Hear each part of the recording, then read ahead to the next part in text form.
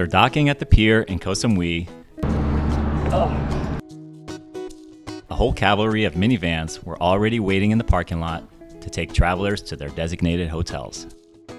We got lucky number 7, and after loading up, we're on our way to our first small hotel on the island.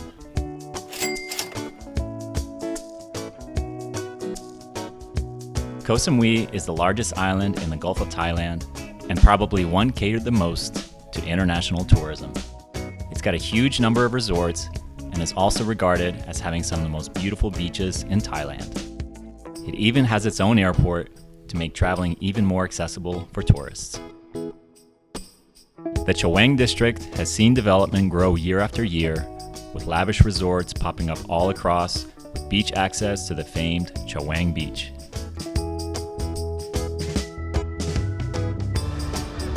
The beach is long, clean, and is easily the most popular on the island.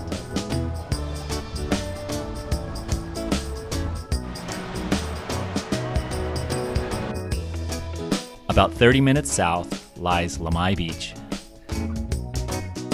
This one is skinnier and less busy than Chaweng, but has a very relaxed and chilled out vibe among the residents that live in the area.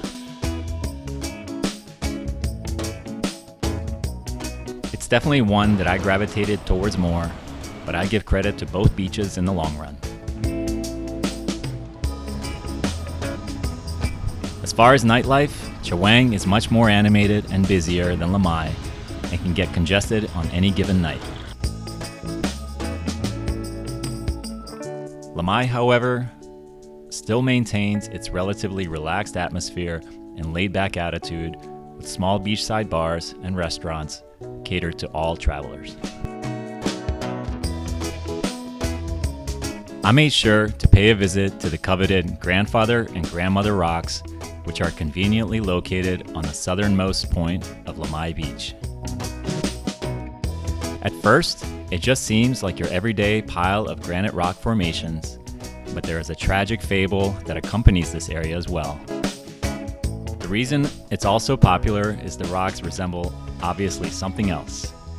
Just use your imagination. Next, I'll move on to the 5-star resort known as Conrad Koh Samui.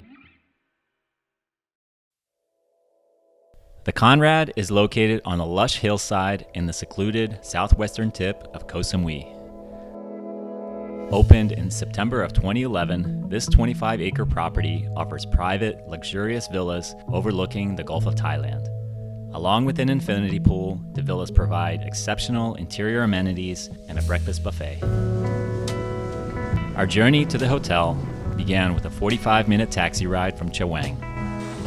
Upon arriving, we are greeted with a beautifully curated facade looking out towards the blue waters of the Gulf. We checked in for one night and were given arrival drinks as well as a personal concierge. Our private villa was on the 3rd tier, which, upon walking in, was clean, spacious, and had plenty of natural light coming in. The main eye-catcher, of course, was the infinity pool. It was bigger than I initially thought, virtually spotless, and gave the relaxing impression of floating off the edge of the pool and into the distant clear waters.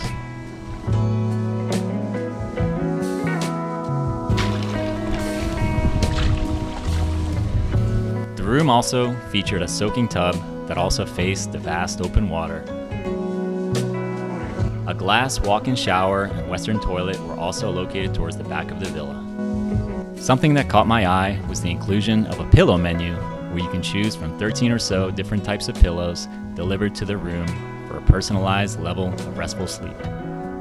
Kinda random, kinda cool, and something I never encountered before. There are electric golf carts to get you around since the property is very steep and hilly. These carts are readily available and seem to pick us up with little wait time to transport us to where we wanted to go.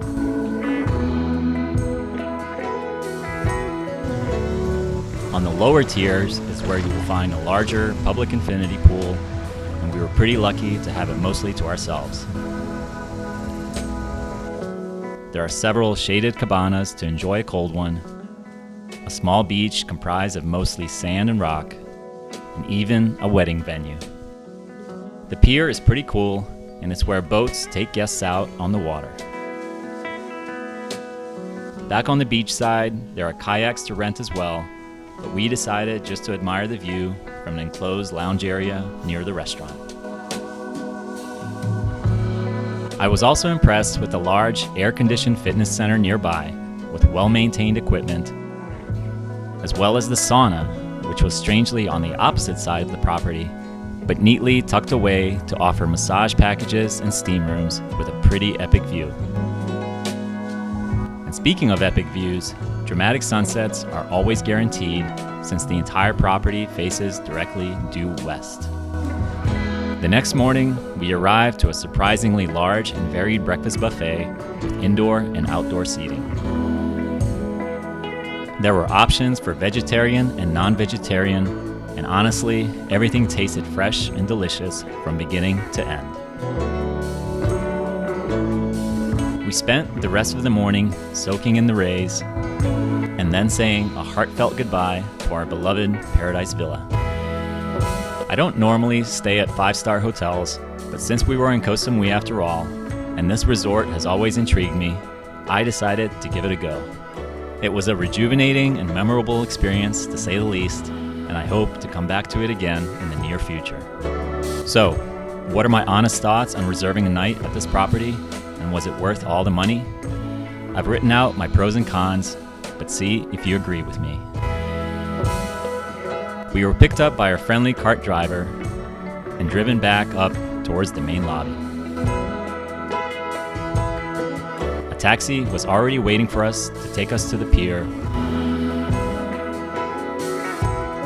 where we would once again link up with Lampraya, board another catamaran, and take it back to the mainland to continue traveling throughout southern Thailand.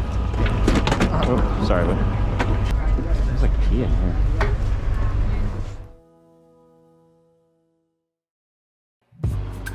In the next installment, I move towards Krabi to rediscover its lesser-known region amongst the towering limestone cliffs,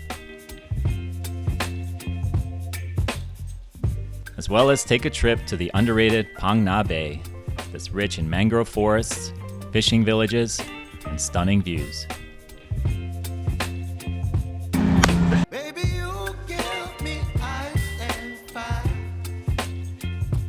You're giving me wind and rain. See you next time.